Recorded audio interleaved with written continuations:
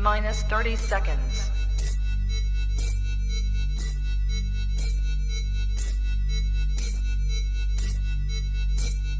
T-minus 20 seconds.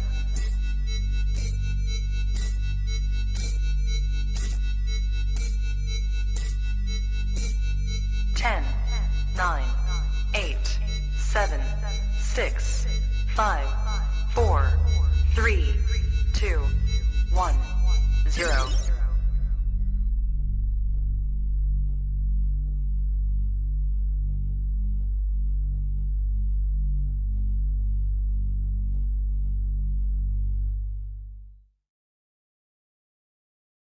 Good evening, everybody, and welcome back to Kush'S Korner here on the Trap Talk Reptile Network, the coolest reptile network in the world.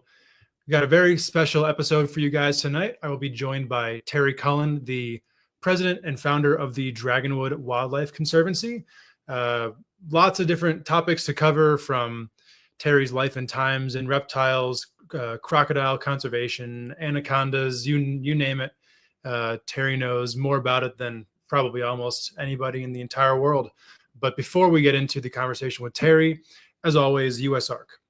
So USARC is the organization that is fighting for our rights to keep our reptiles, to run our reptile businesses, and to pursue this way of life. Check out usarc.org for all of the information you need to know about the organization.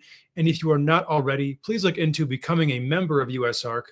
As a community, we have strength in numbers, and the more people that are behind the cause, the better. And tonight we are brought to you by Juggernaut Reptiles. Elijah Armas, one of the leaders in the blood python and short-tail python game here in the U.S. They not only have bloods and short-tails, they also do ball pythons, green anacondas, sanzinia, and a host of other things as well. But they are most well known for their bloods and short-tail pythons. So if you are in that market, please check out Juggernaut Reptiles. And we're also brought to you by Brian Susan of SUNDOWN Reptiles, one of the leaders in the tree monitor world, the arboreal gecko world, green tree pythons, amongst other things.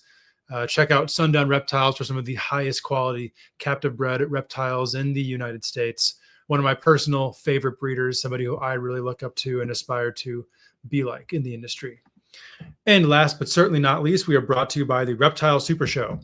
So the next Reptile Super Show in Pomona, California is coming up January 11th and 12th.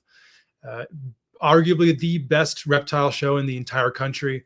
One of my personal favorites, a show that I will be attending, as well will be many of your other favorite breeders and keepers and friends in the industry.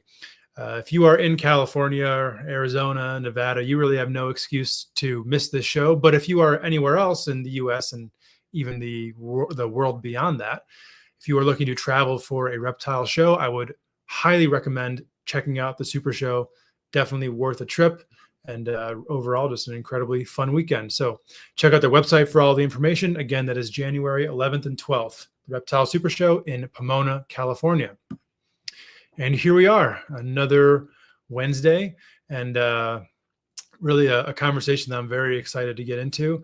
Thank you to everybody who is watching live right now. Also, thank you to everybody who is watching or listening after the fact, either here on YouTube or on the audio platform. So for any of our YouTube people, please subscribe to the channel. Any likes, positive comments you would like to give us would be greatly appreciated. For any of our audio listeners on Spotify, Apple Podcasts, Buzzsprout, wherever you get your podcasts, please subscribe, give us a 5-star review. All of that is greatly appreciated.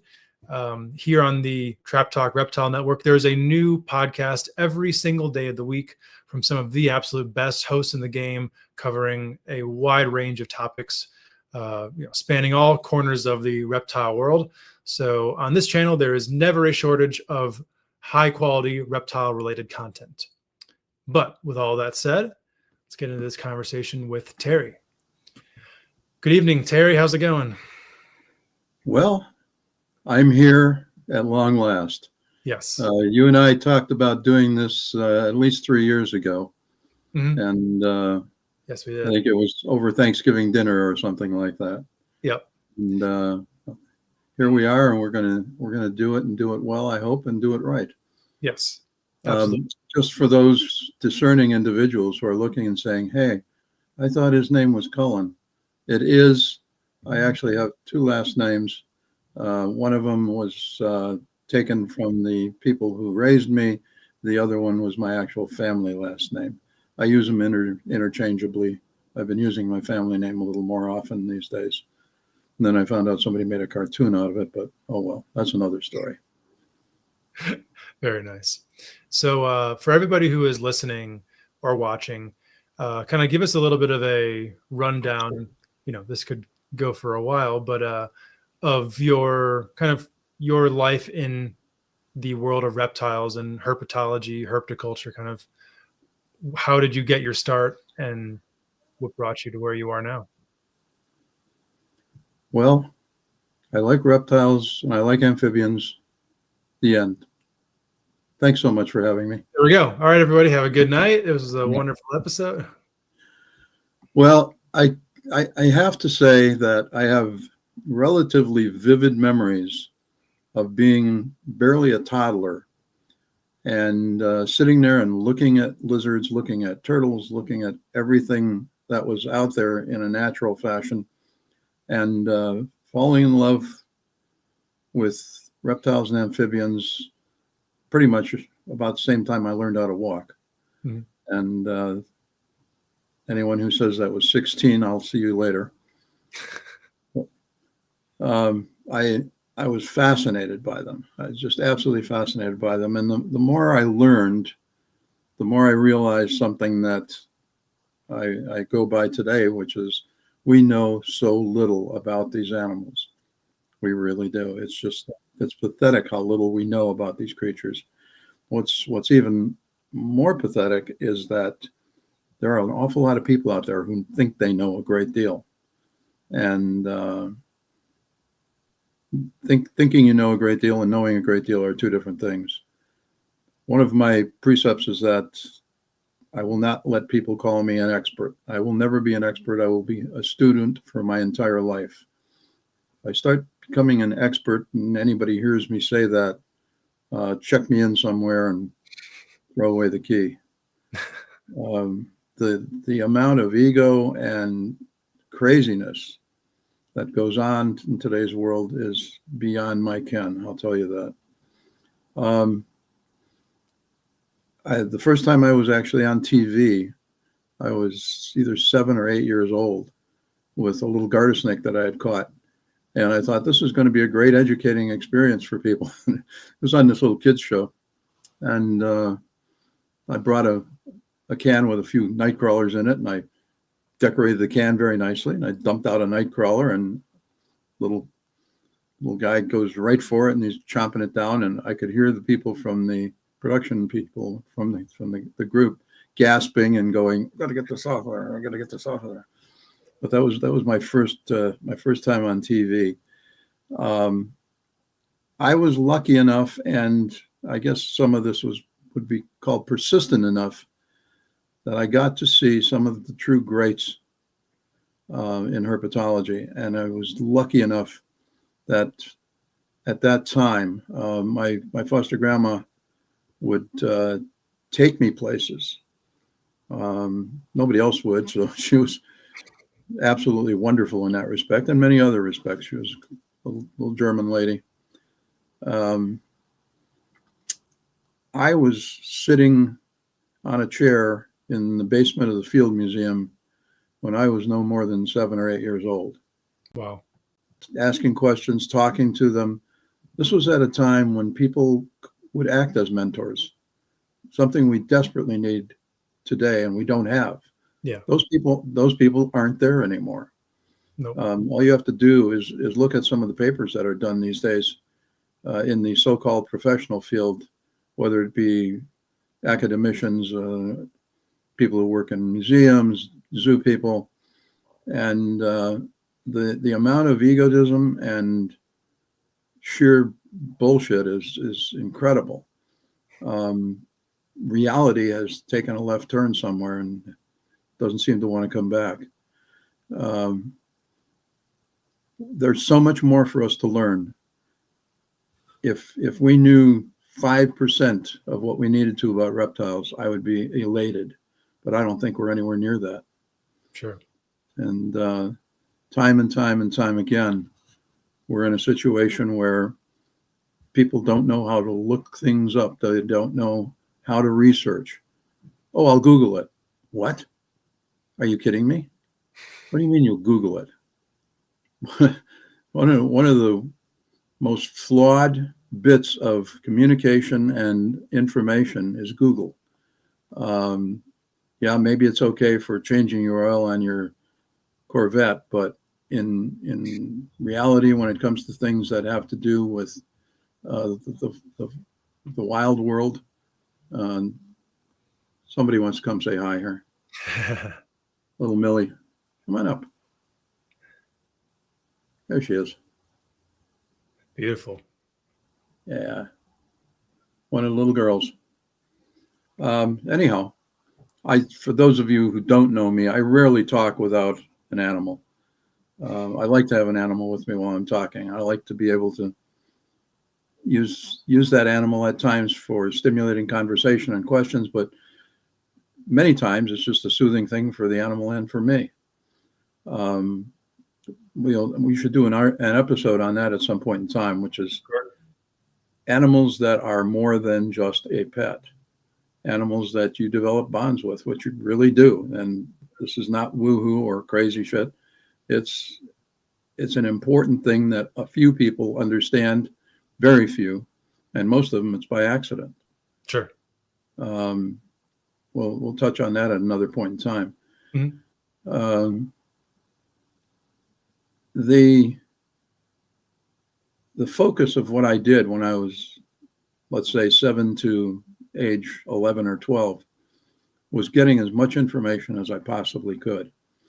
I spent an incredible amount of time in museums. I spent time with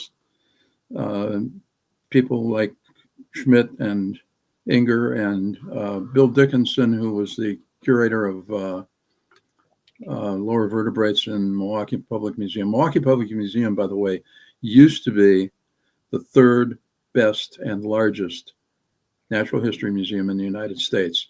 They are now going to tear it down. Wow. Just a crime, an absolute crime. They're replacing it with what amounts to a kiddie show. It's really sad, really sad. So I used to go there almost every Saturday mornings. They had something called the Explorers Club. And there were two fellows who ran it, and they were grad students. Okay. One was at Marquette University, the other one was from somewhere else. By the way, you'll notice that I don't use names very often. With what's happened on the internet and how dangerous that is to people, and just in terms of getting slammed by some wacko in bunny slippers, I do avoid using names most of the time. There are a few exceptions to that today, and you'll see. Anyhow, those two grad students would put together a list of questions, and then you got turned loose to the various parts of the museum. And one weekend you might be with Amerindians, American Indians. The next one would be the Chinese culture. The next one would be gemstones. You would learn just incredible amounts of stuff. Mm-hmm. And then I would go and sit down with these two guys and play some games, pencil games and so on. But we would talk about things. We'd discuss things. They were good biology students. They really were, both of them. Eventually one quit and was replaced by another fellow who was equally fervent about teaching kids and letting us find out about things from people who knew more than we did. Yeah. And taught us how to use the libraries for doing research and which of the various papers you could utilize for this and why you didn't want that and so on and so forth. Research has just bombed, absolutely bombed, as an evidence of what they just did with the quote unquote new anaconda. Really? anyone who has a significant familiarity with genes and with having to do with any of the, hang on here, where are you going? Somebody decided to find greener pastures here. Okay, you go in my coat for a while. Anyhow, we look at today's gene work and mitochondrial DNA work as the end of the story. It's the ultimate. Instead of looking at it correctly, which is it's a tool, it's only a tool. And having a divergence of 5% in an apex predator does not mean you've got another species. The reverse doesn't mean you've got another species, meaning that if it's a convergent rather than a divergent situation where they're virtually identical genetically, then why aren't they identical morphologically? Well, there's this thing called epigenetics, and something that I've been fighting about for years and years. I knew something like that existed, got into more arguments about it, and what do you know, it's there. But just had the blocks kicked out from under that one, finding out about microRNA, which I also suspected, and we can have a DNA program at some point in time, have a little fun with that. Mm-hmm. But back to where I came from. As I got into my early teen years, I was doing everything I could to find places where I could work with animals, touch animals, be around animals, and reptiles took the cake. Mm-hmm. There was a time when I thought that I might want to go into something aquatic, marine biology or something like that. It was interesting, but not anywhere near what I had going with reptiles and amphibians. By the time I was 13 years old, I was pretty serious in what I was keeping with reptiles, and was doing a couple papers here and there that were accepted.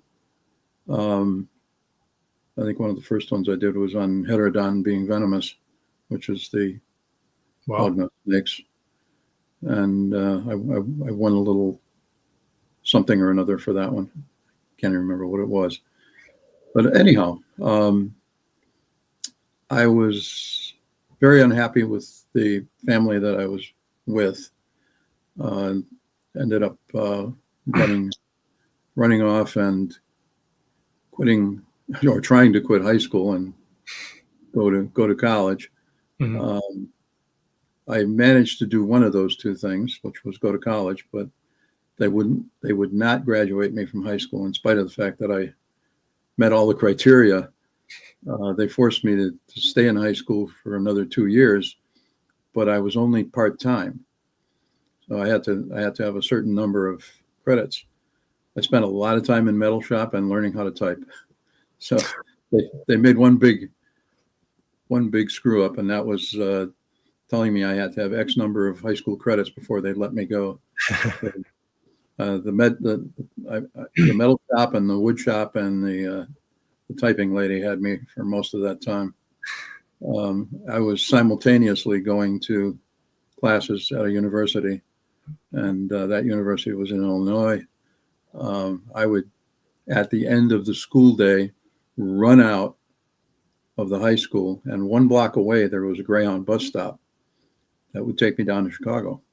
So Zammo, off I went, and 3 days and sometimes 4 days a week, I ended up in Illinois and at Chicago and going to college at night courses.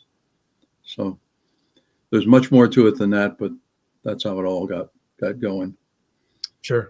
So when you first started to keep reptiles kind of more seriously, we said around 13 or so, what were the species of choice back then? Well, there was a store in our city, a large department store. And back then, department stores really were department stores. They had all kinds of stuff. And their pet department, there was a gentleman there who ran the pet department. I became friends with him when I was probably 11. And he would go and start ordering stuff. Basically, he'd say, come here, come here. What do you think of this? Or what do you think of that? Or what do you think? Well, asking me that was nothing but dangerous, because Sure. everything there, wanted to see everything. And Yeah. by the time I was 12 years old, there was about a 30-pound Mata turtle in their main aquarium in the middle of a department store. Wow. There was a probably 5.5-foot green iguana there. And Jerry, the guy who was running the department, that's one of the few names I'll give you. But he was really a nice man. And I have to give him a lot of thanks and a lot of credit, because he never turned me down on a single animal. We ended up with things that the zoo didn't get. Mhm. So we did a lot of business with several animal dealers. Back then, animal dealers were very different than they are nowadays. Most everything came out of the wild one way or another. I would go to the store at least 3 or 4 days a week, because I would feed the animals. I'd look at the animals. I'd try to make sure they were okay. If they had any parasites, get rid of those, and on and on and on and on. And talk to people who, if they wanted to buy it, try to give them the information that they needed. So here's this poor little scabby kid trying to give these people information and lecture them about how they should take care of it. It was fun. It's a great deal of fun. Yeah. By the time I was 13, I had a business card and had trademarked something that I still use today. Wow. For a logo. Very ahead of the curve back then, huh? I don't know if I was ahead of the curve. They sure weren't catching me. I stayed ahead of somebody. Yeah. Yeah. So what would you say was like your professional introduction into some sort of world of herpetoculture or herpetology, kind of post college years, or even during? Did you have a break as far as that goes? No. I was really well entrenched by the time I was 15. Mm-hmm. Really well entrenched. I had a partner who was a few years older than I was, and he had a building in Chicago, and we used that building. We were doing all sorts of stuff. We were importing snakes for venom labs. You name it, we were doing it. Wow. And he was a very nice man. He was lost in the Vietnam War, unfortunately. But his girlfriend is still working with me. Oh, wow. And yeah, she's the best venomous keeper I have ever seen. I trained her initially, and she took it from there and took it to new levels. But she was really radically affected by losing my partner. Sure. And she never got over it. She loves the animals. She loves working with them. But she's very, very, very, very much a person who does not want to be around other people. Mm-hmm. And thankfully that she's got a way that she can at least express herself. She has animals that are part of her life that she wouldn't give up for anything. Sure. She has never been bitten by a venomous snake, ever. And she's worked for 61 years with venomous snakes. Wow. Yeah. So when you say that she's, in your opinion, the best venomous keeper you've ever seen, what are you measuring that off of? What are the things that she does that you would like to see other people implement in their venomous keeping? Well, first of all, she doesn't think it's cool to have something attached to your nose and then end up in the hospital with it. This has been a year for it too. Sure has. It really has. And these people, they may get a listenership or readership or whatever the correct term is for the videos, but it's just the worst of the worst. It's the worst thing that can happen for the animals, and it's the worst thing that can happen for people, and it's the worst thing that can happen for young people. seeing this and saying, "Oh man, that's cool, man," and it ain't cool. What's cool is not ever getting bitten. That's cool. And what's cool is working in close range and never getting bitten, knowing what you're doing, not taking chances, making no exceptions. Those are things that we all need to be taught.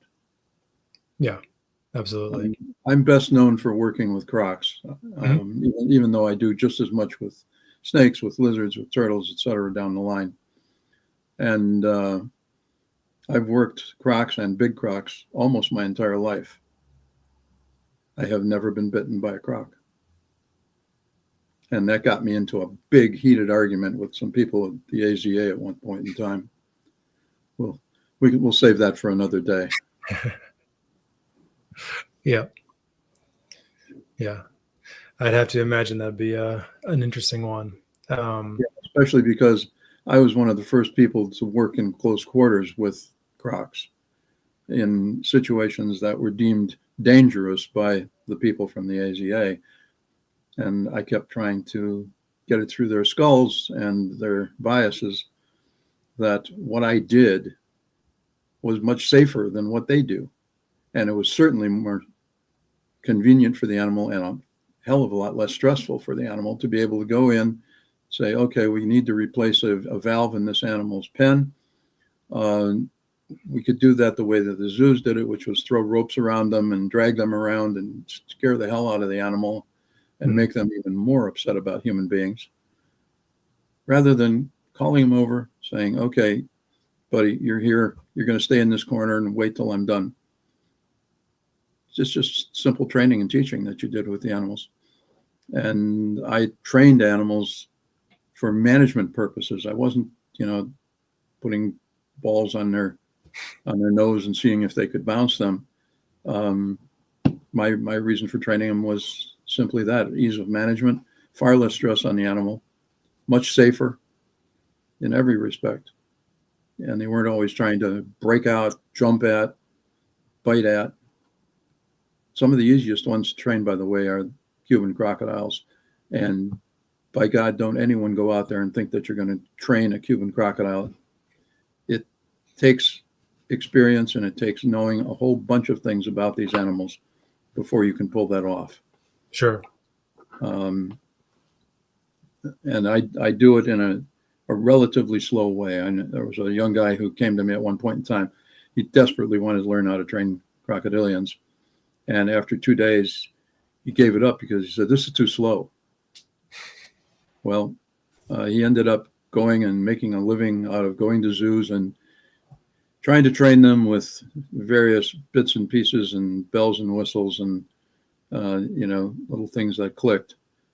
Training them that way has a lot of faults, and it's a lot of danger involved in it. We won't go into that today. Yeah. That's a topic that I feel like fascinates a lot of people because they look at a crocodilian from, an outsider's perspective and can only imagine what it would take to form a relationship of mutual trust with an animal like that, especially one that has the capability of, at a moment's notice, just taking you out, and there's nothing you can do about it, especially when you're in their domain. Yeah, their crocs are roughly 3 times as fast as humans are.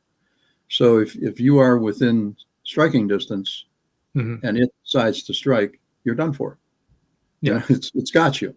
We don't have the neural capability of firing our muscles that quickly to get out of the way. We're done. Yeah. And these are things that you have to understand, you have to look at. I started working on training crocs. I think I was probably 13 when I got the idea, or 14, and was working with a couple of American crocs. And one of them was relatively easygoing. The other one was really a bit of a hellion. And it took me a while, but I was quite successful with both of them. They weren't particularly large. They were only like 4 and 5 feet long. But, that's a rock that can do some damage. Oh, absolutely. Absolutely. And taking stupid chances All this does is ruin it for the people who are serious about wanting to keep animals well and enjoy the animals. You don't have to be a professional, quote unquote. And anyone who keeps an animal should be a professional to a certain degree. Sure. Most people shouldn't own dogs. I know I'm going to catch all holy hell, but It's true. we need people to learn about the animals. Every time I got a new animal when I was a kid, and certainly thereafter, an animal that I was unfamiliar with, I did everything I could to look up what I could find and talk to people who'd worked with them before. Some of that was okay, some of it was rubbish. I learned to discern that relatively quickly. And I also learned how little we knew about these animals. Yeah. And we're almost worse off now than we were then. The morphing and all of the things we've done that have damaged these animals genetically, and kept them from being fit animals to put back out into the wild. These aren't goldfish. We haven't seen centuries of domestication. There are all sorts of reasons to try to keep typey animals, if everyone knows what that means. Animals that are, if you have a dog that's a Saint Bernard and it's a really fine example, you say it's a very typey animal. So taking that to, for instance, a boa constrictor, you look at it and you say, wow, that's a Leticia boa, came from the Leticia region. Happens to be one of my favorite snakes, by the way, the Leticia boa. So throwing that in there. There's almost nothing known about boa constrictors. If you look at the literature, there's one guy who's done a couple of books, and those books, the first one was really filled with errors, and the second one is better, but it's still very limited. And I think it's a translation, if I remember correctly. That may explain some of it. Sure. Yeah. I mean, in today's day and age, what can, people who are primarily relying on the internet for information seeking, what can they do to kind of discern the good from the bad and, locate sources? How can you tell what's good or bad if you don't have anything to start with? Welcome to Wikipedia. You want to talk about flawed information sources? Think of Wikipedia as a bridge. Don't think of it as, well, most of what's on there is okay. Will you drive across the bridge if 65% of it is good? Will you drive across the bridge if 75% of it is good? Of course not. That's idiotic. There's a thing called critical thinking. We need to start doing that again, and not just guessing or following what some wackadoo says. And I'm not putting down everybody who has channels on the internet. There are some very fine ones. This is, of course, one that is. And I've always admired the way you handled your animals. I've always admired the way that you took an interest in them, a serious interest in what you did and the way you did it. Thank you. You fine-tune things, and you learn that probably on your own at an early age. I don't know, either that or they kept you in the closet too long, throwing you steak, hoping that you wouldn't survive. Anyhow, it's such a difficult situation, because how do you know what you don't know? Years ago, you had sources that were checked on. Okay, they were things that other professional people looked at and tried to give you hints or information before you published the book. Some of them listened, some of them didn't, and some of them didn't get any of those sources. But you at least had a pretty good chance of getting some reasonable information out of many books. The internet is just woohoo. God only knows what you're going to get.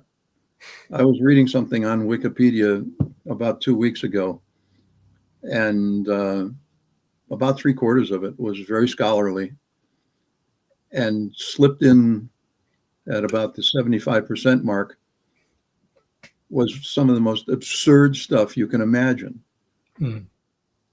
Nobody knew to take it out of there. It's still there. I looked at it, a few days later because I thought maybe this was a joke or something. Somebody's doing this for Halloween. But how can you use something like that as an information source? You use an encyclopedia for two things, right? One is to confirm something that you suspect may be true. Mm. Two is to learn about things you don't know about.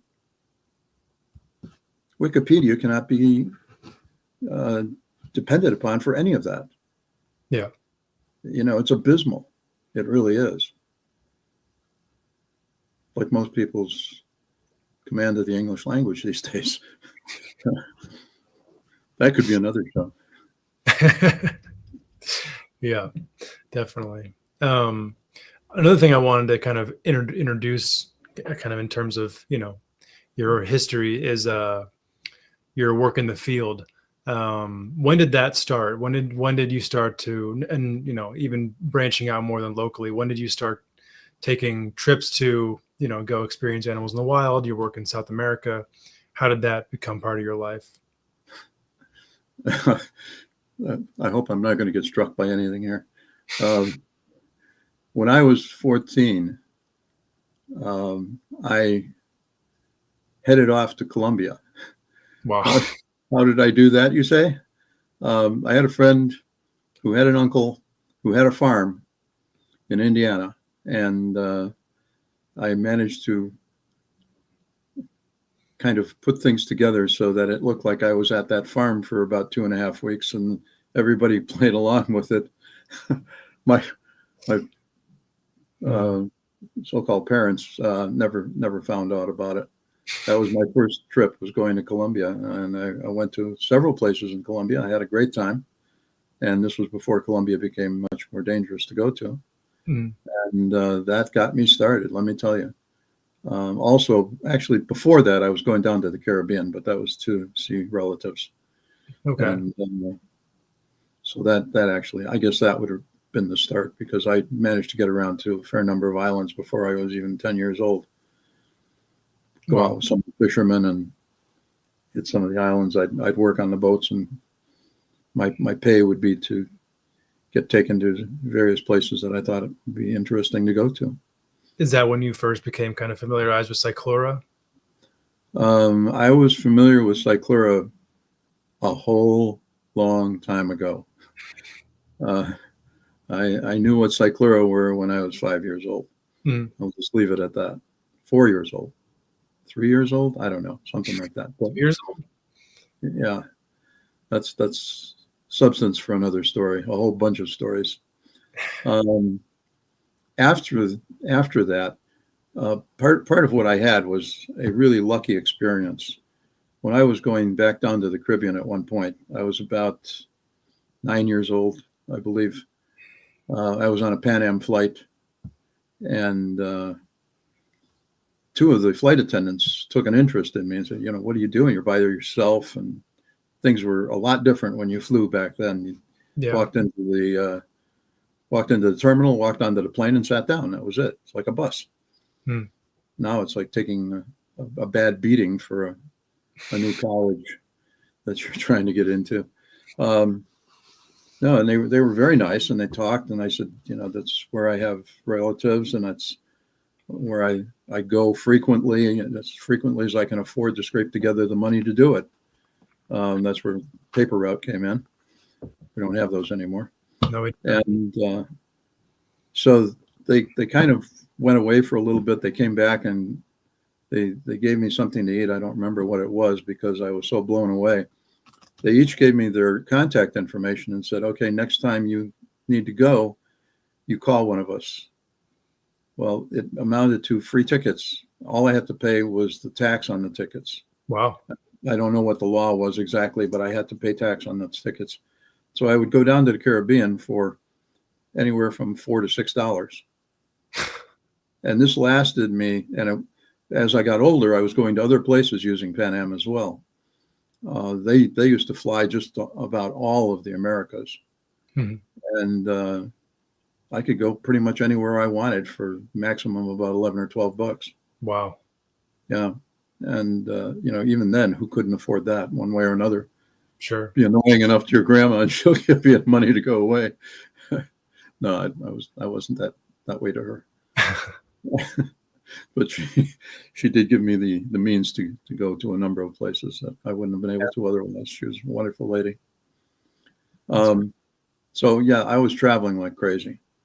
All through my college years, I spent as much time traveling as I did in college. And I thank God I had some good professors that as long as I passed the test and what have you, they didn't take attendance very often.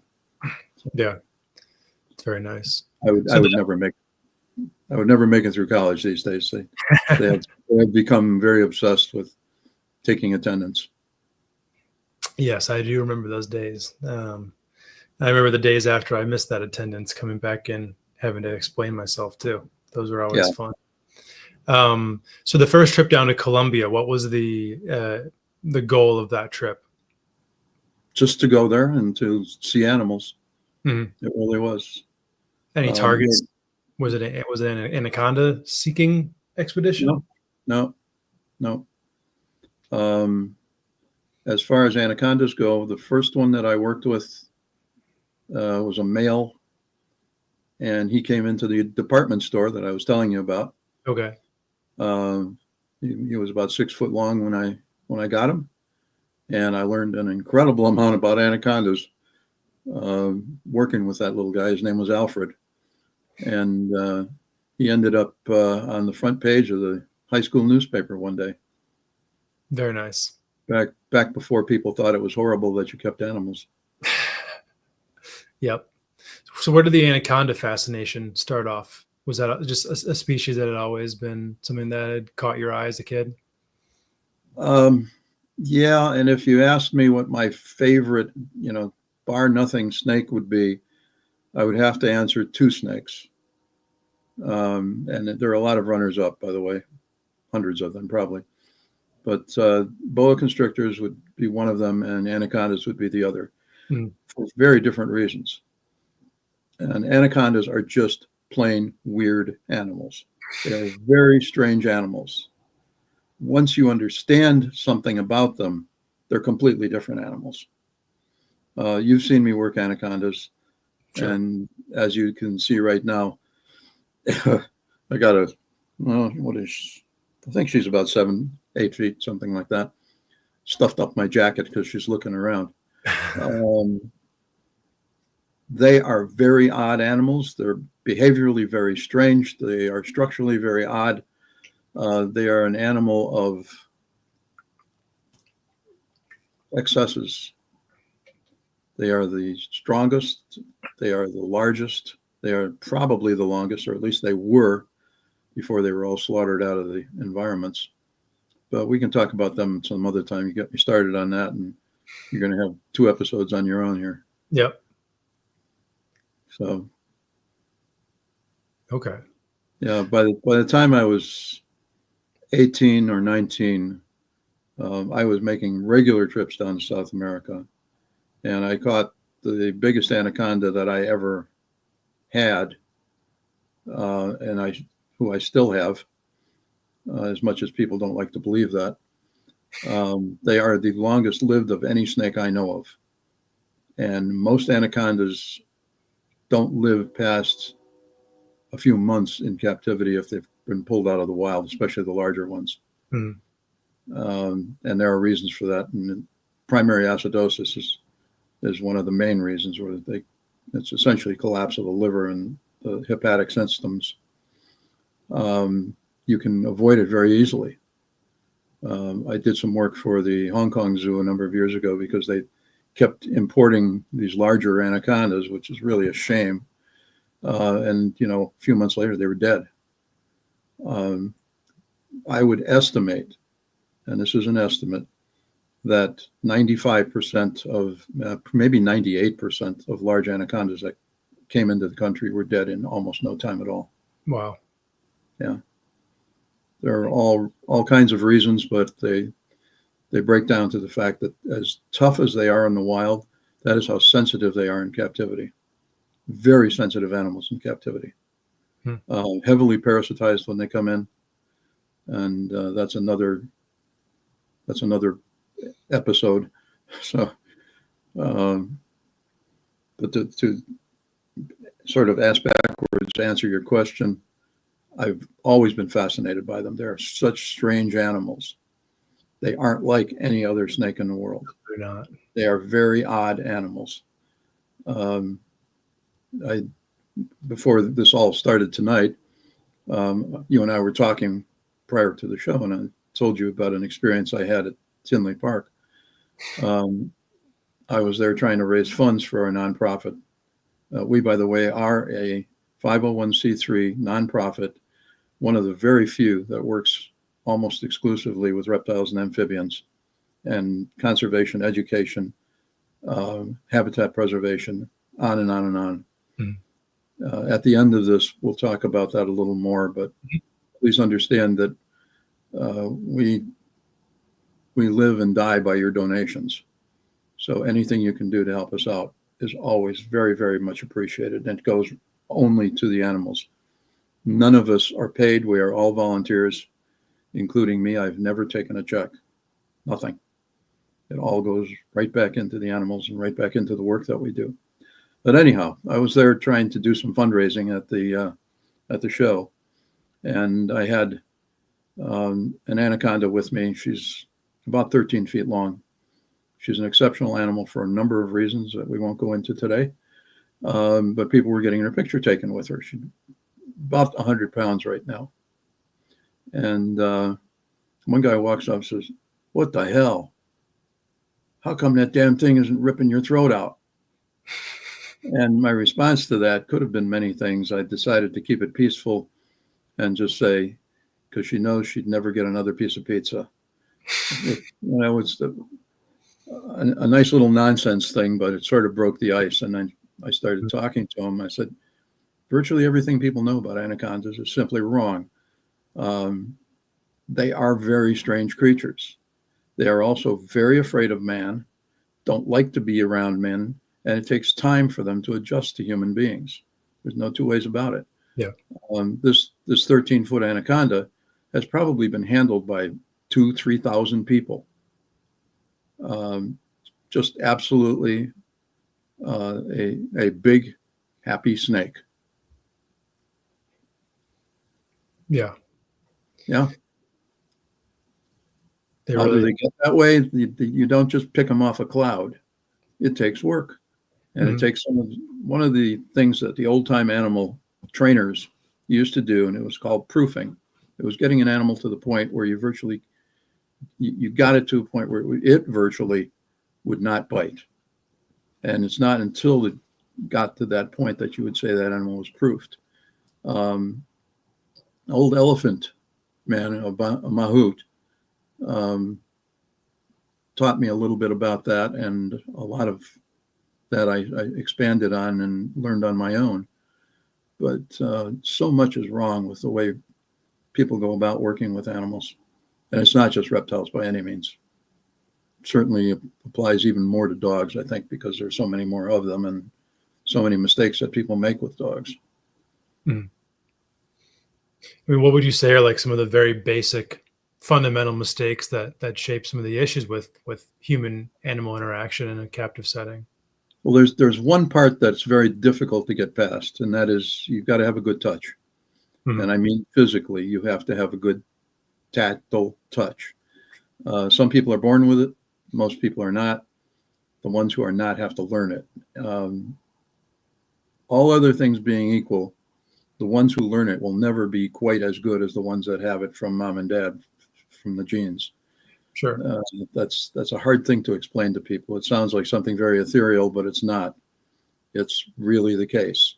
Animals sense that, and it's also the fact that you give off pheromones. I'll give you a little secret here. When we're getting people taking pictures with crocodilians, and yes, we do that very safely, but we've been doing it for well over 50 years, 60 years. what you have to do is make sure that the animal isn't afraid, or at least as comfortable as it can be. So I always ask the person which hand is dominant. And I put the crock in the non-dominant hand. You should know why I do that. You saw me do it. Come on, there'll be a quiz on this. Oh, man. Remind me. Okay. The inside of our forearms produce a lot of things, including pheromones and hormones and so forth. And they're different in the dominant, different percentages in the dominant arm or dominant hand than they are in the non-dominant. So you put them in the one that's less threatening. And I can prove that to you in 10 minutes. Nobody else seems to have thought of that. I've been doing that for a gazillion years, back since the Pleistocene when I was a little kid. I mean, that definitely makes sense. It definitely makes sense. Yeah, but there's so much that makes sense that people don't look at, that don't understand. That's true. Ray Pauly, that's one name I'm going to bring up. He was the curator of reptiles at the Brookfield Zoo for many, many years until the AZA ganged up on him and fired him. Good man, very good man.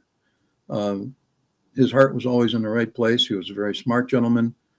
Show you where the AZA is at. They've got him fired because he refused to switch to a computer for keeping records. He liked his 3x5 index cards. Yeah. You know, those. And got fired for it. And the person who was active in getting him fired was at the zoo a week later applying for his job. Convenient. How about that, huh? Yeah. Yeah. So anyhow, Ray Pauly always said, listen to your animals, listen to what they say. And he, of course, was not speaking literally. He was speaking figuratively. Sure. Sit and watch the animal. Understand what they're doing. Make sure that you're paying attention to what happens when you do this, what happens when they do that. We don't familiarize ourselves with the animals anymore. I do, but most people don't. Yeah.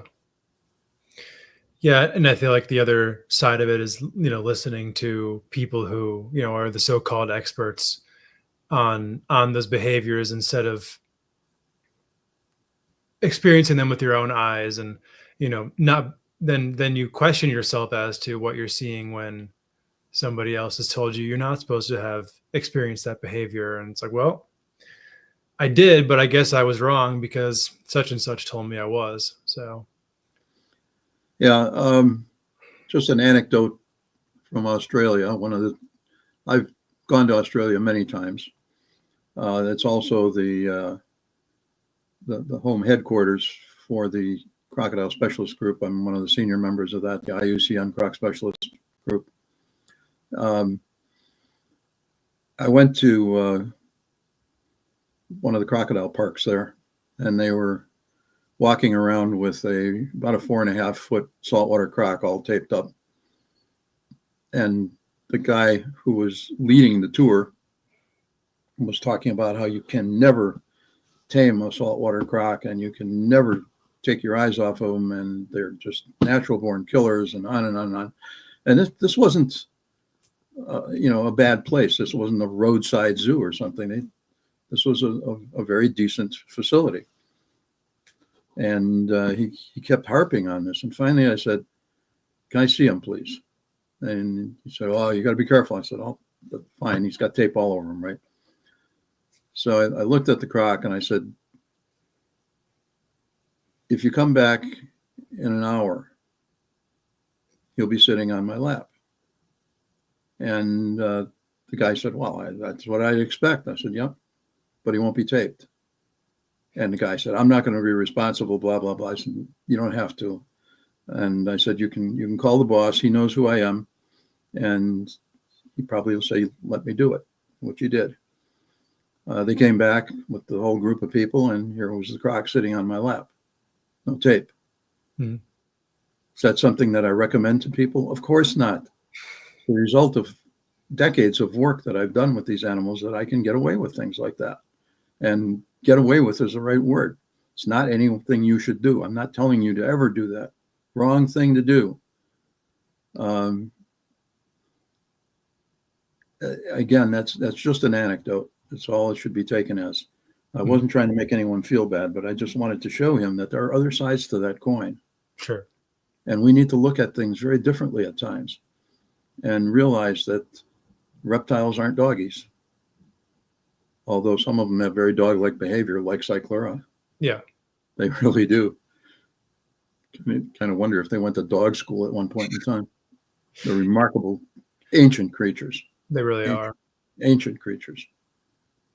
I'm probably one of the only people, maybe the only person nowadays, who saw every extant species of Cyclura before two of them were done in and done away with. Wow. And, yeah,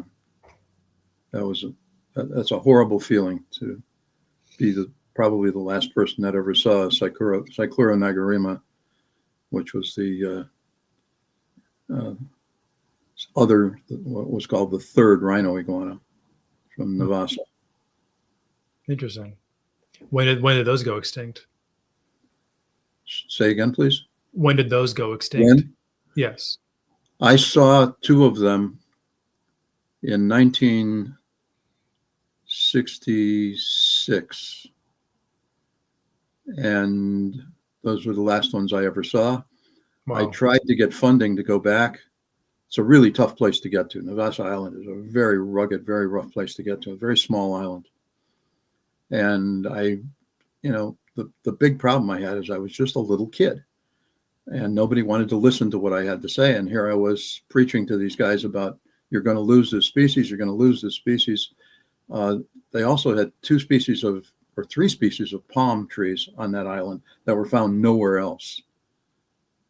Now, two of those are extinct, and one of them has one specimen sitting in a garden in Florida. Wow. They could have saved them, and they didn't. But they could have done the same thing with the Cyclura. Yeah. It was substantially different from the Haitian or Hispaniolan rhinos. Much narrower head. I just ask, like, in what ways were they different? The head was much narrower. They had a different profile entirely.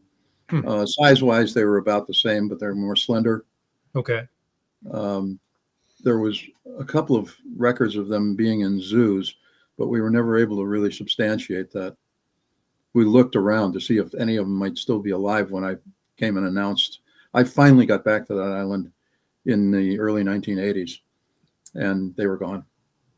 They were absolutely gone. I traversed every damn inch of that island, set up quadrants, and just kept walking them and walking and walking. There was not a trace of one.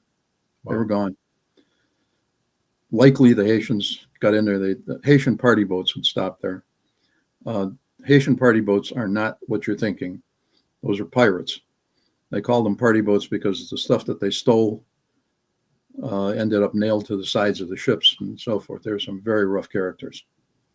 And they would come and eat everything that was edible from these islands. That's where a lot of the Cyclura off the coast of Haiti went. The two big islands off the west coast of Haiti, where they used to be called the black lizards islands. It was really a shame. Really a shame. They're gone in both of those islands now, as far as I understand. Wow. Yeah, that's terrible. Yeah. Which is one of the reasons that we exist as an entity, the Dragonwood Conservancy. By the way, Dragonwood is actually a type of tree that's found on the property that we have down in Florida at one of our breeding facilities. Okay. That's what it was named after. I wasn't trying to do the dungeons and Dragonwoods. But that actually is a great transition. I wanted to ask, what was the genesis of the founding of the Conservancy? What all went into that becoming a reality? I was doing conservation work my entire life. I hadn't formalized a conservancy yet. Mm. About 30 years ago, I thought, I really need to do this. Nobody else is doing it. You sit around, you keep waiting, you keep thinking, oh, well, they look like they're going to do it, and they don't. They look like they're going to do it. Oh, they screwed up and it fell apart. Yeah. And finally, I just said, I've got to do it, or no one's going to. And I'm glad that a bunch of other people took some initiative. I'm not particularly happy that a lot of other people took credit for things that wasn't theirs. And that happens far too often in science these days. Yeah, far too often. I'm sure it does. So then what was the reasoning for the crocodilians to be kind of the primary focus of your conservation work? It isn't. It's one of the focuses, but not, I wouldn't call it the primary focus. It's one of many focuses that we have, or foci. Yeah. It's just one of the things that people know me for. Sure. Maybe it goes back. Go ahead. I'm sorry. I was going to say, I feel like when people think of the Dragonwood Conservancy, they think of crocodilians. Yeah, they do. And our logo is a crocodile, Orinoco crocodile. But we work with, hey, look at that. Hey, there's the logo. Must have stolen a T-shirt or something. Thank you for showing that. Yeah. It's much appreciated. Mm-hmm. Yeah, we've existed as a nonprofit for 35 years. Okay. Yeah. And we are not open to the public as in roadside zoo. We are open to the public by appointment only. Okay. We want people to be able to see the animals. We want people who are seriously curious about it to be able to see them, but we want it to be safe, and we want it to be done the right way, and we want them to have the right information. Sure. When I see the people who are doing the educational work at many of the zoos, it's a rather sad thing. It really is. Yeah. You get people who don't seem to be able to mesh with the audience, and so often they have very little information other than somebody gave them a little bit of a primer on a phone or one of the various portable computers, and they keep looking over on the side to try to make sure they remember what it was. I just had that experience recently at a zoo where they were talking about pumas, and I sat there and listened to it, and I asked the girl, what about the Patagonian pumas? She had no idea what I was talking about. I thought, oh God, I might as well just go all the way. And asked her about an animal that is closely related to the pumas. Only very few of them have ever been caught or seen. And she had never heard of it, which I expected, but it also gave me an opening to be able to talk a little bit and tell all the people who were there about this strange animal that lives in the Mexican highlands that looks a great deal like a puma, but much taller, much rangier. It's probably a subspecies, at least a subspecies. Again, they've debunked that one using genetics. Big mistake. Big mistake. Then what would you say the role of genetics should be in speciation? A tool. It should only be a tool. One of at least 6 tools. We should be looking at morphology. We should be looking at geography, or geographic morph, as people like to call it these days. We should be looking at all sorts of things. Ethology. Can't get that one out either. Ethology is the behavioral study of animals, study of their behavior. These are all things that have to go into speciation if you're going to have an honest situation, an honest classification. These are not the days of Linnaeus. Linnaeus did a beautiful job with what he had, but so much came through later that should have taught us some lessons. Osteology, my God, bone and bone structure is so important. People just don't look at it. And why do you think that is? Why do you think that genetics are kind of the keystone, so to speak, of that of it these days? Too many bad TV programs. CSI, Gila Monster. So it's absurd.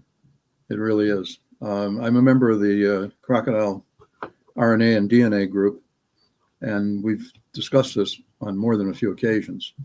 But people come in with this hard and fast idea that it's all over with when you got the mitochondrial DNA in front of you. That's it. It's over with. These are people who don't know DNA very well and certainly shouldn't be making rash decisions like that, especially on apex predators. If you took all of the big cats and you took someone who had a pretty good biological background but didn't know anything about big cats and didn't know a lot about the genetics, and you grew out the mitochondrial DNA from each one of the big cats, put it next to each other, you can flop them around, still think you had the same animal. They're that close. Really? Barely any difference. Yeah. Wow. Yet morphologically, as you can see, tiger doesn't look all that much like a lion. Yeah. There's significant differences. Their behaviors are all over the map. Why should there be a Sumatran tiger? It's not just colors. It's lots of other things that go with it. Size, behaviors, all manner of things.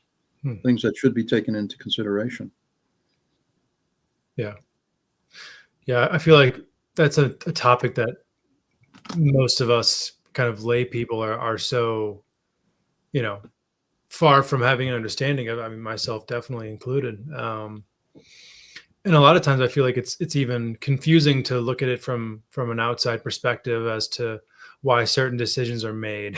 And, when you're no expert or no geneticist, but you can look at a situation and say, okay, something's clearly not right here.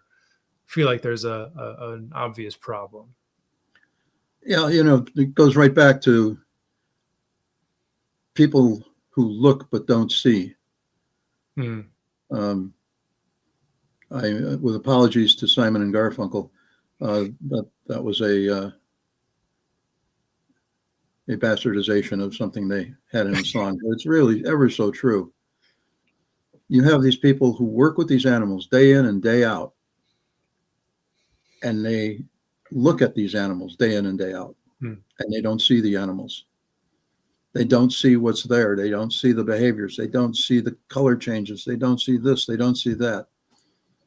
The things that are truly important, that give you the ability to understand them, the ability to work with them on a completely different level.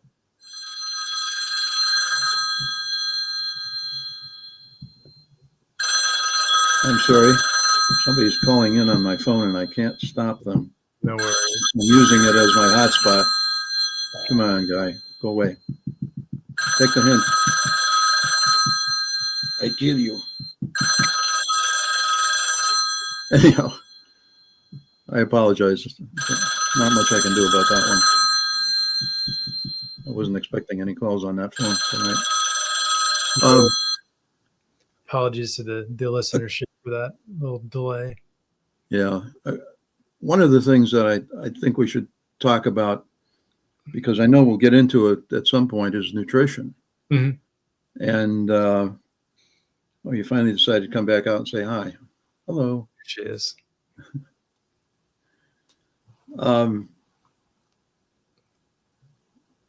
Somebody at Tinley, I had her at Tinley with the big female as well, or bigger female. And she stayed on one of my arms. One of the things I taught her is, and yes, you can train anacondas. Yes, you can train snakes. No, they can't hear very well, but they're not deaf. They will work with two things, odor, and they work with their eyes. By the way, you've seen some of the rubbish on the internet about anacondas where they're saying that their eyesight is terrible. I have not seen that. Oh, it's been repeated a whole bunch of times. And again, use your head. They're ambush predators. They're ambush predators that almost always work their ways in the water, correct? Yeah. The only thing you see of an anaconda are their eyeballs and just the tip of their nares, the nostrils. The nares are the openings. And how in the hell would that animal get anywhere as far as ambushing prey if it couldn't see very well? Yeah, excellent. A snake that's in the water frequently, I feel like you would need a particular acuity to be able to traverse the water. Yeah, there's a whole bunch of it. Reptile ophthalmology is very much in its infancy, and that's grist for another show. There you go.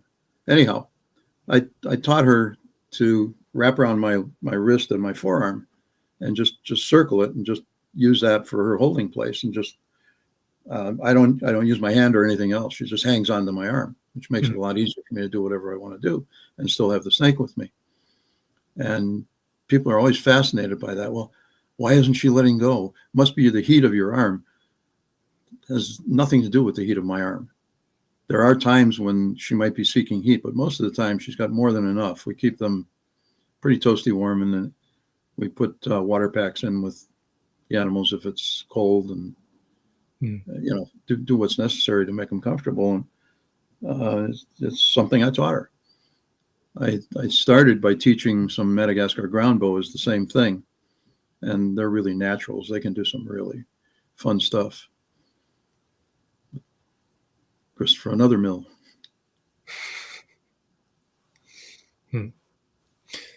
So I kind of want to circle back to that nutrition topic. Yeah. What were you going to say about the topic of nutrition?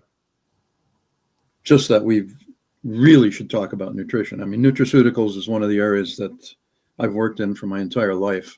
And I'll be the first one to tell you that we still know very little about nutraceuticals.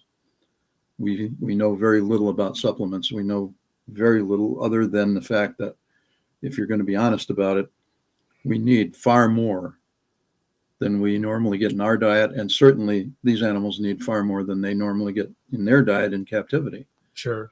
Incidental ingestion that goes on with these animals is absolutely substantial.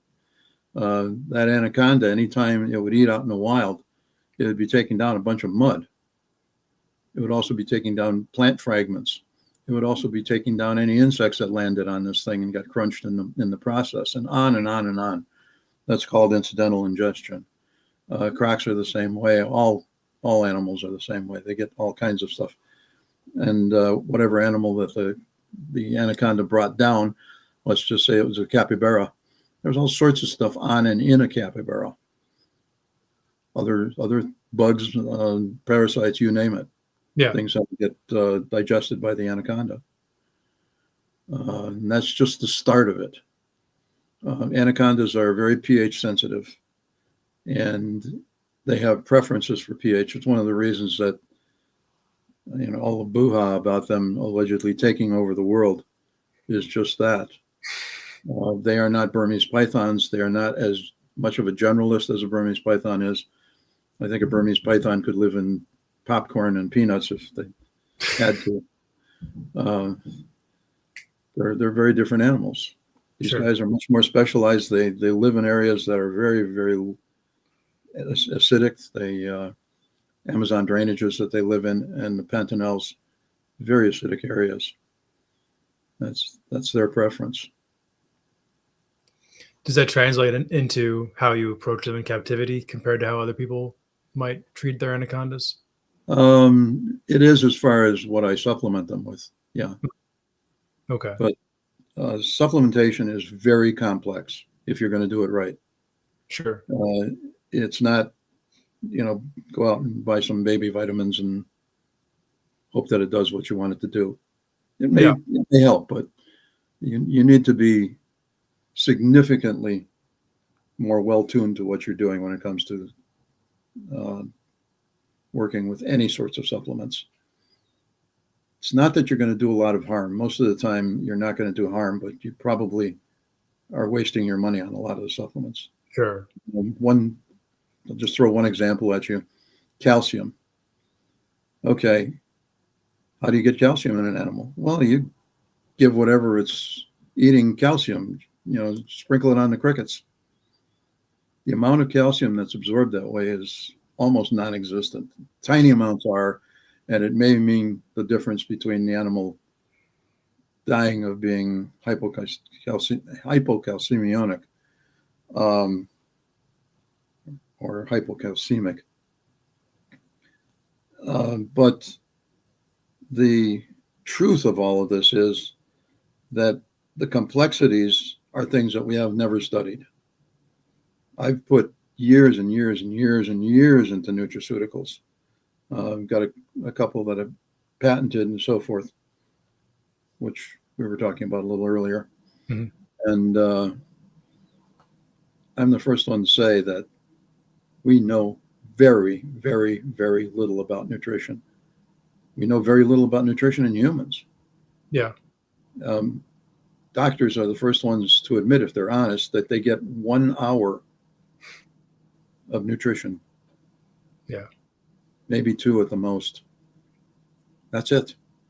And yet everything that's out there, I mean, a very simple concept that nobody ever seems to get or think about. If you have, let's say, your own rat colony for feeder rats, mm-hmm. and you feed them food XYZ, that's the food you feed them, and they don't get anything else. The only elements in those animals, other than what they might get out of the water, is whatever is in XYZ. That's it. Yeah. If it's deficient in selenium, they will always be deficient in selenium because they have no access to it. And on and on and on and on and on. One of the reasons why I stay with American rodents as opposed to rodents that are produced in other places. And I'm going to give a shout out for a particular breeder and supplier of animal food because they have good American stock. They don't have anything that comes out of the East, China, and other places. And that's Cold-Blooded Cafe, somebody that you're probably very well aware of. And familiar, yes. I wouldn't feed anything but the stuff from them because I know what they do. I know how they keep their animals. I know where they get their founders from, and so on down the line. Mm. And then on top of that, I definitely supplement. But at least I start out with a solid animal, something that I can trust and something that I know what they are. I know what they've been fed and on down the line. Yeah. Plus, very nice people that run that company. Very nice.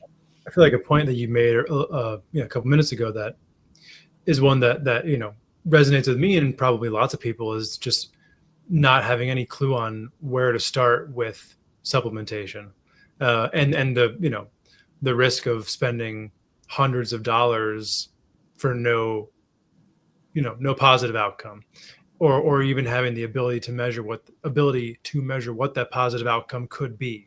For me, that's definitely a concern because as is of many people, those $300-500 you spend on a line of supplementation, if that's all for nothing, that's a pretty big waste of money. It is, and the other problem that you have is that most vitamins and minerals are not regulated as far as their content.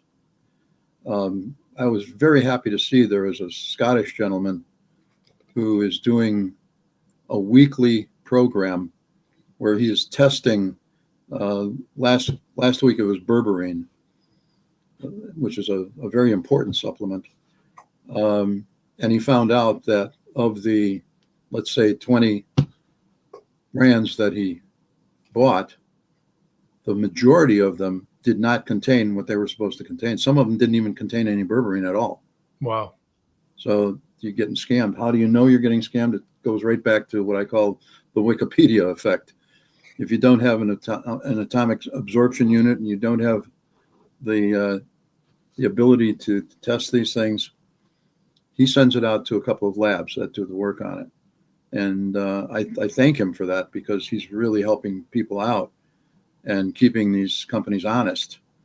There are certain brands that are head and shoulders above other brands, and I'm not afraid to talk about that. But that's, of course, for another day, another way. That could turn into program after program. Boron alone. You talk about necessary micronutrients that these animals never get. Mm-hmm. I get a lot of grief because people don't believe how long animals live when we have them. I just lost a Gaboon viper. God, she was just pushing 40. I think she was 39 years old. Wow. And huge old girl. And she's at least 40 years of age, because when she was caught, she was probably 1.5 feet long or something like that when she was brought in from Africa, the Western Gaboon. And I've had many animals. I mean, we've got animals that should be on Social Security. And you get that when you feed them correctly. Time and time again, this is something where crocodilians come in. I hear about crocodilians going into senescence, meaning they've gotten old and they're dying slowly, and that's the end of it. I've never seen one that I couldn't bring back from senescence by nutrition. They're slowly leaching out necessary micronutrients. It's called slow inanition. Replace the stuff and feed them correctly, and suddenly you start getting teeth coming back in. You start seeing arthritis reduced, and on and on and on. Well, that'll definitely be an interesting topic to dive into at some point on specifics, because I feel like something like that is, a topic that a lot of people could greatly benefit from, and especially from like a preventative nutrition standpoint, to not be in that position where you need to correct a diet to save an animal's life, but you feed it from the get-go so that you have that longevity and in a healthy animal that you don't need to treat for ailment A, B, C, D in its lifetime. One of the things I wanted to talk about very briefly is thanks. Something we don't do enough of. We're not kind enough to each other. We don't thank each other when people do things for us. And when we were talking about mentors, I cannot tell you how valuable it was to me to have people who were real top-notch individuals taking, this little kid who's sitting on a stool somewhere, some snotty little fellow who kept asking stupid questions, and they didn't kick me out. They were kind to me. They gave me information. They taught me. And over and over again, I was lucky enough to deal with good mentors. Mm-hmm. We need mentors, and we need experienced mentors, but I don't know where we're going to get them. I honestly don't know where we're going to get them. Yeah. When I look at the Croc Specialist Group as an example, we've got some folks in there that I think would make good mentors, but most of them are, pushing 75 or 80. And the younger people just don't seem to have that interest, and they don't delve deeply enough. They're good at jumping in shallow pools, not the deep water. But that would help so much if we form some really nice little groups. That there's somebody named Emily, who I'm sure you know who I'm talking about, the gal from Minnesota. Mm-hmm. She has kids. Yeah. I am not going to give this as a go watch Emily talk, but I have to give her credit for creating a show that does attract kids and makes it fun for them. I'd like to see a lot more science interjected into that show, a lot more, but it is what it is. But she's the one that, if you go to any of the big reptile shows, it's got a line of 80 kids coming to say hi to her and, Yes. get a picture with her, et cetera, et cetera. Mhm. So, kudos to her for at least doing something. Yeah. I wish she would get more science into it. And it doesn't mean you have to make it dry and unforgivable. It can be a lot of fun. Sure. And there are things that kids could be attracted to and learn to be attracted to that weren't just a flash of 10 seconds and we're gone. Sure. I mean, I think something like that is just the beauty of it is just that it creates that introduction for those kids. And then I think it's on the rest of us to then create, content, educational media of whatever that can kind of be the next stepping stone beyond that as far as the learning process goes. The other thing is critical thinking, which it has become an endangered species. Anytime I'm teaching, one thing I always insist upon is being able to do a section or two on critical thinking. The Haitian pirates raped and pillaged it and ate all of the critical thinking off the island. Yeah, you got it. Critical thinking is just unbelievable these days. That and symbolic logic. How many people know that the very basis for almost all science is symbolic logic? It can all be boiled down to that. Go beyond that, and we're talking about quantum theory, and that's a whole different. You don't want to do a program on that. I could, but you'd be pulled off the air. 3 people would listen. Two of them would be too bored to stay the whole time. The other one would have a pencil thing in his. Never mind. No, I'm not making fun of nerds. I was pretty nerdy in my own way. I had David Hull, who was a logician. Dr. Hull was an amazing man. He had been raised by Jesuits. He hated the Jesuits. Jesuits were the debaters in the Catholic Church. And they held formal debates constantly to prove up the religion. Not once did David Hull lose to any of the Jesuits once he was old enough. He, of course, separated himself. He had had some bad experiences with the Jesuits. You can imagine where that came from and what it was. He was an amazing man. He was one of the smartest people I'd ever met, probably one of the 2 smartest people I ever met. And the first time I met him, he tore me to pieces and left me in chunks on the floor. I hated him for about 2 hours, but he was merciless, absolutely merciless, but there was good reason for it. He was an incredible logician. And you want a dose of reality? That was reality. True philosophy boiled down to its absolute A, B, C's, and D's. He's an incredible man. And he taught me to think. He taught me to argue. He taught me how to discern. I'm ever so thankful to him. He was like 5'3" or 5'4". He's a very small man, stature-wise. He walked into the room, and he walked into the room. Everybody gave him tremendous respect. He was just unbelievable.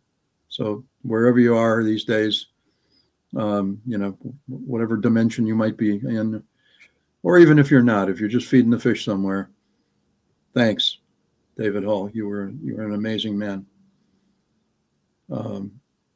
He taught out of the Chicago Circle campus, and I had him for a number of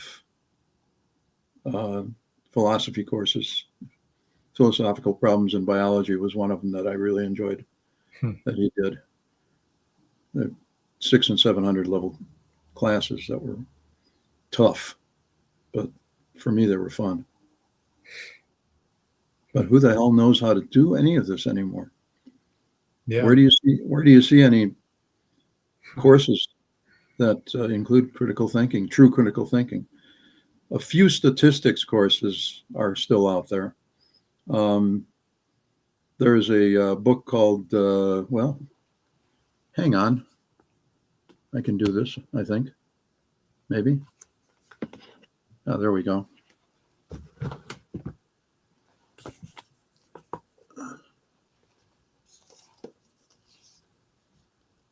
Damned Lies and Statistics. And he did a follow-up, More Damned Lies and Statistics.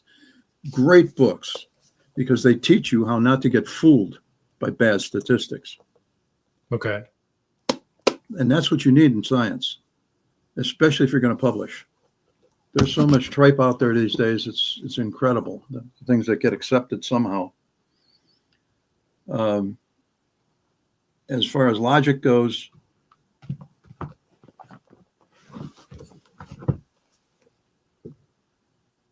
you see that one? The Logic of Real Arguments. Mm-hmm. Good book. Very good book. A little dry if you're not used to logic, but it's a very good book. It teaches you to think correctly. It teaches you to think well.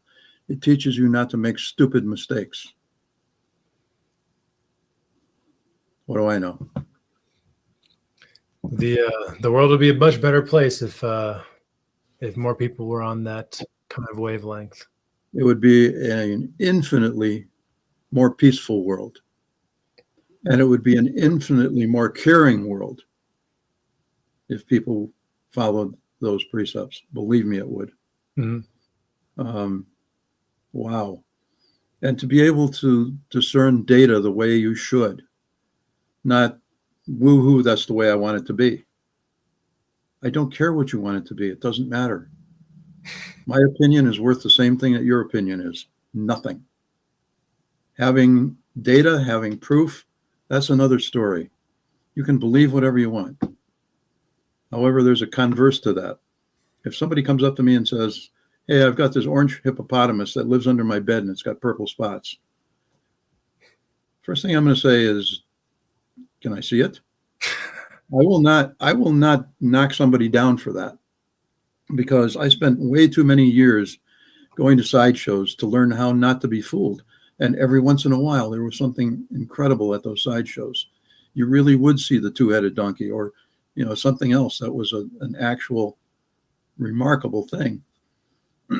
So science should be about accepting the fact that we don't know everything, not just reducing people to shreds out of hand because they don't agree with you or they don't agree with what you think.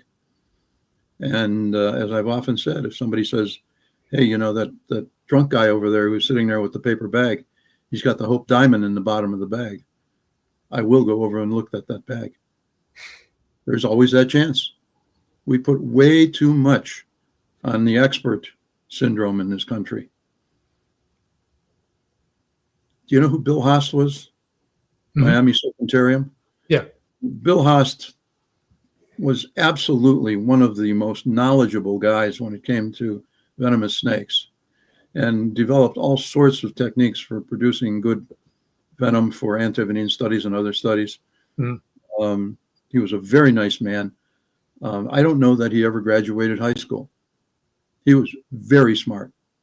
And many of the techniques that he developed are now looked at as the thing to do, the way to do it.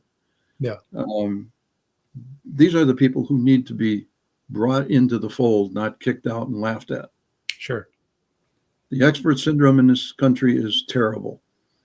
If you don't have letters behind your name, you're not anybody. And I just heard something tonight that just pissed me off royally. I've got plenty of education, but I will not use any appellatives. I refused. Just call me Terry, or hey you, or whatever terrible thing you want to call me. That's okay too.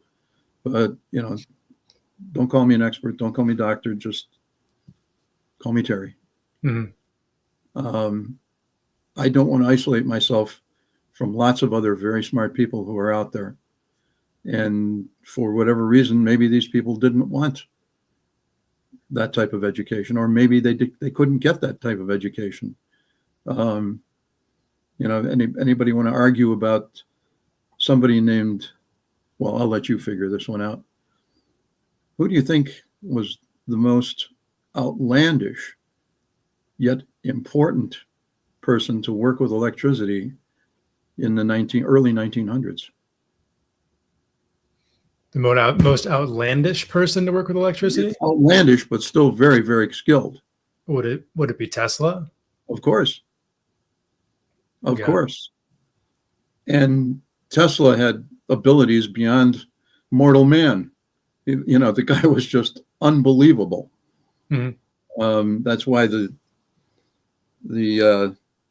FBI walked off with all his papers when he passed away.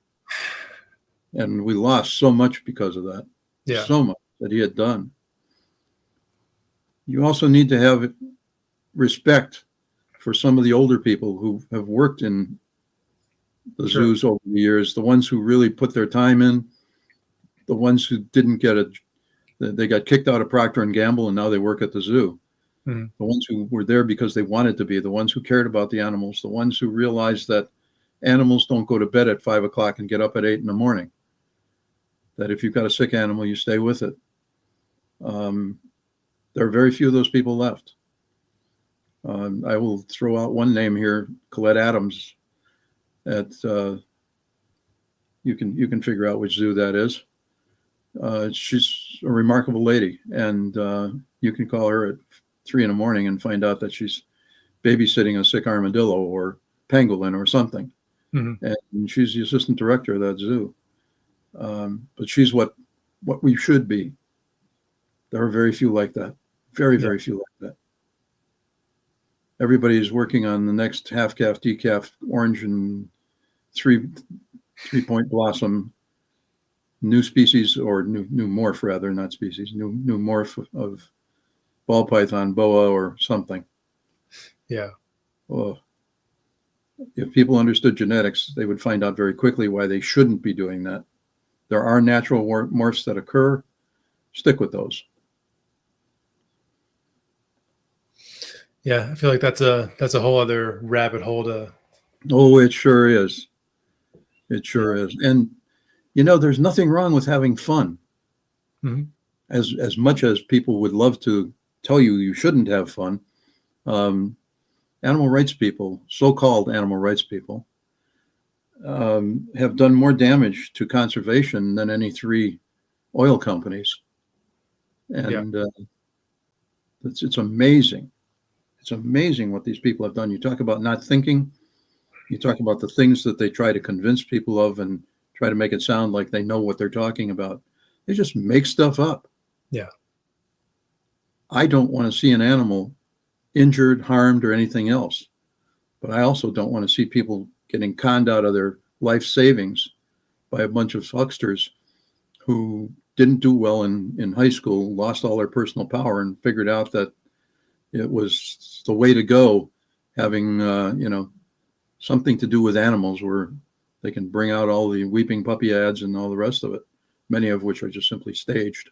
Yeah. And the amount of money that goes into the animals in reality. HSUS is a great example of that.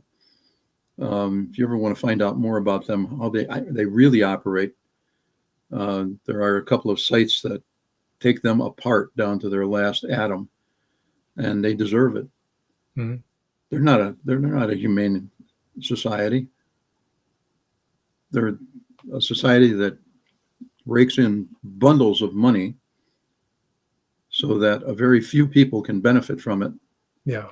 And they're, of course, the ones who are out beating the drum when there's a flood and, oh my God, we're here taking care of it. They spend almost nothing on the animals. Yeah. They spend more on advertising than they do on animals, and that's for damn sure. We need to start thinking about things carefully, thinking about them in a benevolent way, and start treating this planet like it really needs to be treated. We have been the worst animal imaginable on this planet. We have done so much damage, and so much is irreparable. We've got to stop that. We've got to understand more. We've got to do more work that's legitimate science, and with people who, when they look at a snake, they actually see that snake. They see what it does. Somebody coming to get you? Sure sounds like it. Huh. Can't quite tell who it was, but That'll teach you to have me on. yeah, some apparently one of these snakes isn't too happy. Yep. So anyhow, getting back to where we are full circle, I'm really good at coming back to things that I started an hour and a half ago. I would like to see, I made a couple of very, very bad mistakes. And one of those mistakes is I've stayed under the radar for years and years and years and years. Mm-hmm. Only a few people knew who I was. And I am changing that now, but I should have done that a long time ago. I always thought somebody else should be doing it. Somebody else should be doing it. I'll stick to working in the field or working in the lab or doing something like that. Yeah. I shouldn't have. I should have done something that I don't like to do, which is try to get enough personal glory out there that people want to watch me and talk to me and find out things from me. Mm-hmm. I just didn't do it. I'm trying to make up for lost time. And hopefully this year is a good start on it. And hopefully you and I can accomplish some things and really make some differences. Yeah. How about some questions? We haven't even talked about that. I don't know if we've had any questions per se, more just kind of observations in the chat so far. Right. But I think what'll be best going forward is to kind of put out like our topic of discussion a couple days in advance and try to get field some questions ahead of time. But yeah, I mean, I think this. I'm sorry. I was just going to say, why don't you just give out a shout out real quick and see if anybody's got a question? Yeah. So for anyone who's still here listening live, which you are still alive, almost 2 hours in, we all really appreciate you guys sticking around. But yeah, I mean, I think this was, as these potential questions come in, I think this was a great introduction and kind of something that we can work off of for sure going forward. A question that we have gotten in the chat so far tonight, which was going to be kind of how I wrap things up, is where can people see more of you, learn more about the Conservancy, donate? Kind of what is all of the points of contact people need to know for you and the Conservancy? We have a webpage. Okay. dragonwoodconservancy.org. Okay. And it's a brand new webpage. It's only about a month old. We're still trying to work out the squeaks and crumps, but you can go there. We have had a Facebook page for quite a few years. Mm-hmm. You can go there and donate. We really need your donations. I'm not going to make any fluffy puppy things about it. We really need it. We need money for energy. We need money for food for the animals. We need money for property taxes. Even though we are a nonprofit, we're 501c3 nonprofit. Almost all states charge property taxes unless you are a church. I've been thinking of, maybe the Holy Church of Boa or something like that, or Saint Iguana. Could work. But please, folks, if you can help us out, it would be greatly appreciated. It'd be even better if you could donate on a monthly basis. We badly need patrons. We lost so many of our patrons during COVID. We had a lot of them who were quite elderly, and many of them succumbed, and many of them no longer had any money after COVID. Yeah. We're trying to rebuild our donors, and we have all kinds of neat little things on the website that kids can name animals and do animals and fun stuff like that. We have mostly pictures and some information on the Facebook page. Okay. And if anybody needs to get in touch with me, you know what? You can do that. I will talk to you. We have gotten to the point where Alexander Graham Bell would probably commit suicide. What happened? We started to get all of these wonderful communication tools. The phones were better. The vocals were better. And then suddenly, what are we doing? It's like we were hunters that had the best guns and the greatest steel reserves. And now we're using stone axes. The stone axes, of course, are the printed, God only knows why, text messages, etc. You want to waste time on a text message and make sure that the person has no idea what you're talking about, go for it. I will talk to you. If you have a serious question that you want answered or something that we can help you with, I will answer the phone. You can get my phone number by talking to one of our gals on the Facebook page. Okay. It's not a secret. We like to do what we can to help people. We don't want to be mean-spirited toward anyone, and we don't want anyone to be mean-spirited toward us.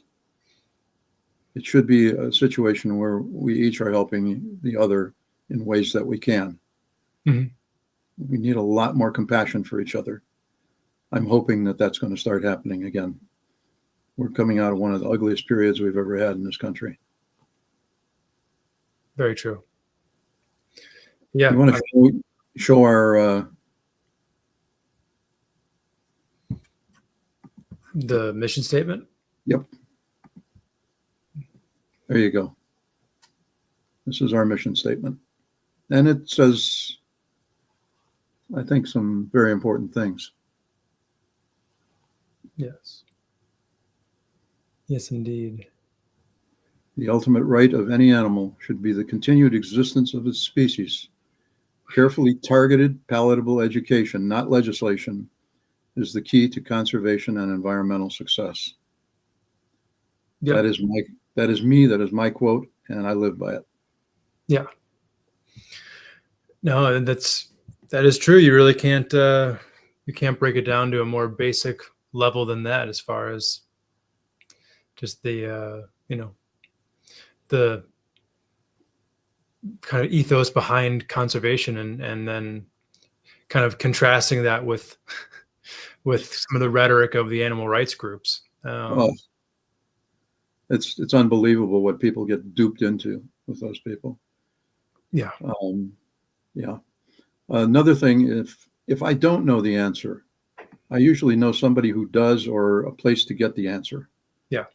I have a fairly substantial herp library. Have you ever been there? I have. Yeah. Okay. So you can verify it.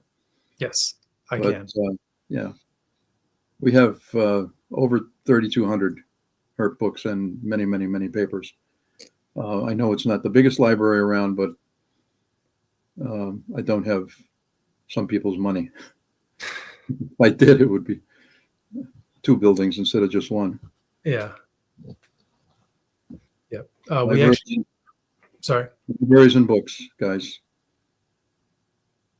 We had one question come through. Lucid Orioles wants to know if you've done any traveling in Papua and Indonesia, and then if so, what animals did you study there or would want to? What a strange question, and I'll tell you why. New Guinea is a place I've always wanted to go, and is one of the few places on the planet that I've never been. Really? I have been to just about everywhere on the planet at one time or another. I have never been to New Guinea. I've always wanted to go, and every time I get something that I'm about set up to do it, something interferes. Interesting. But when I was a very young kid, I saw a movie called The Sky Above and the Mud Below, and it was a documentary on New Guinea. I was probably 8 years old when I saw the movie. I was just blown away by it. Then there was another sort of docudrama that came out that was called The Walk Through Hell, and that was also about New Guinea. I just absolutely was transfixed by that. Always wanted to go there.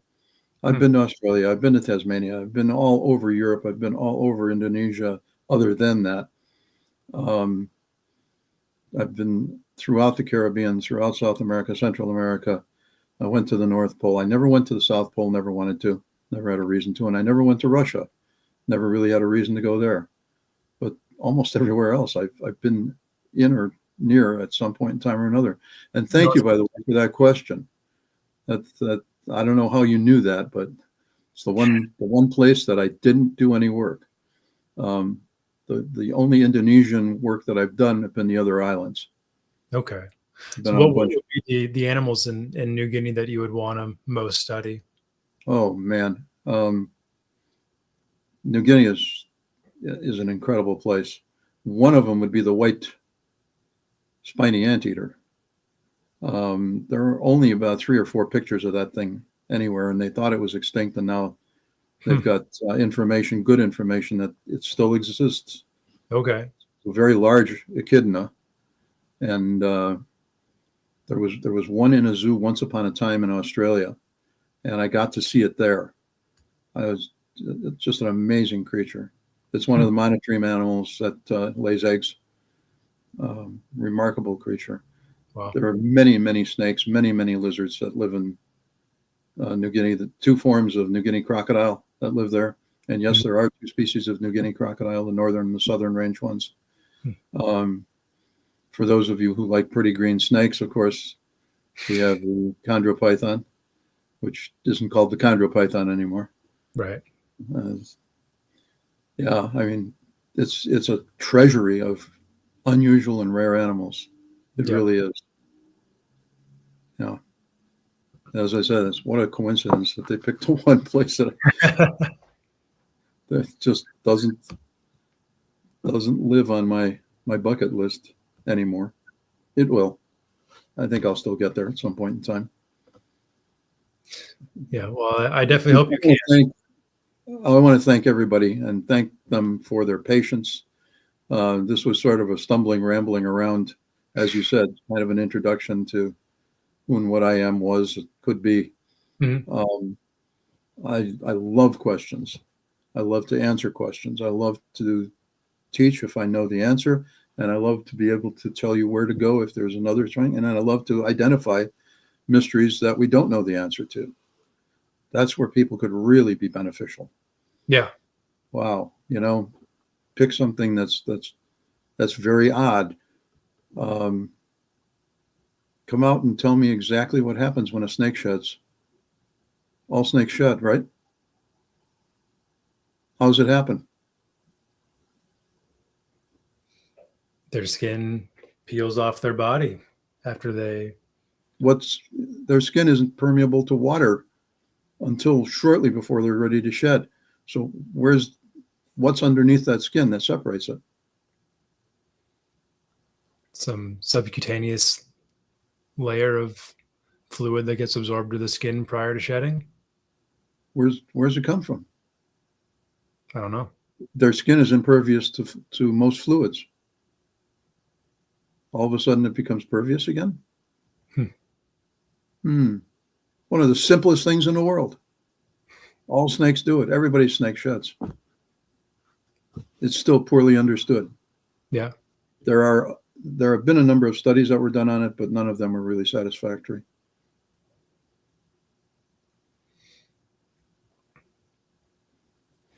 I don't have your answer. There are many, many things about that. A lot of things in the genetics that just don't make any sense. Jackson's chameleons are one example, and I'm not going to go into that right now. But yeah, what we don't know would fill many, many, many real encyclopedias. And if you get a chance, folks, sit down with your kids and read to them. Take a book and read to them. Reading out of a book is different than reading off of a screen. Ask the researchers that just got done with 2 big studies over in Europe. Found out there's a tremendous difference in retention and understanding between screens and books. The eye-hand thing with the books is very important. That connection is, the only way you can hold the screen is if you got one of the bitty computers, and even that doesn't make up for it. It doesn't work the same way. It works differently. And my God, we need more books, more people reading books, more people understanding books, and a whole lot less Wikipedia. Yep. There's one central theme to this episode. It is a whole lot less Wikipedia. Yeah, I guess you could say that, yes. Oh, it just amazes me what we are willing to put up with. Yeah. It's like, well, that's close. And as the old saying goes, that only applies to hand grenades and horseshoes. Hand grenades and horseshoes are the only things that can be close and still count. Yeah, very true. Very true.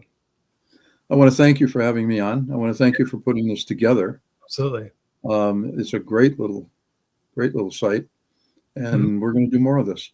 Absolutely. Yeah, I'm very much appreciative that you took the time tonight, and yeah, this is a long time in the making. I'm very glad that we were finally able to get this together and finally sit down for the first of hopefully many conversations. Absolutely. All right. Please well, stay healthy, everyone. Yes. Watch out for yourselves and the others around you. Be kind. Be kind to each other. Yep. Absolutely. Truly kind. Yes. And have a passion. Not what we consider passion these days. Really, the old definition of having a passion, what a passion really meant. Something that you were deeply embedded in a good, healthy way.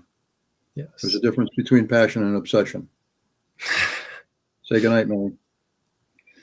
Very much so. Well, again, Terry, thank you so much for your time tonight. I'm going to close out the show, but yeah, first of many to come. All right.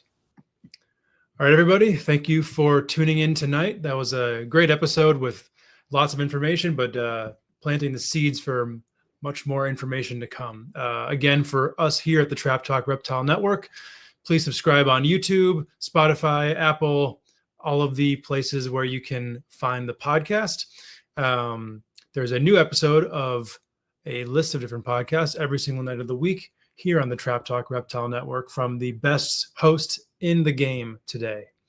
For me personally, you can find me on Instagram at Scrub Shepherd or just my name, Stephen Kush, on Facebook. But with all that said, thank you to everybody who was with us this evening, and I will see you all back here next Wednesday.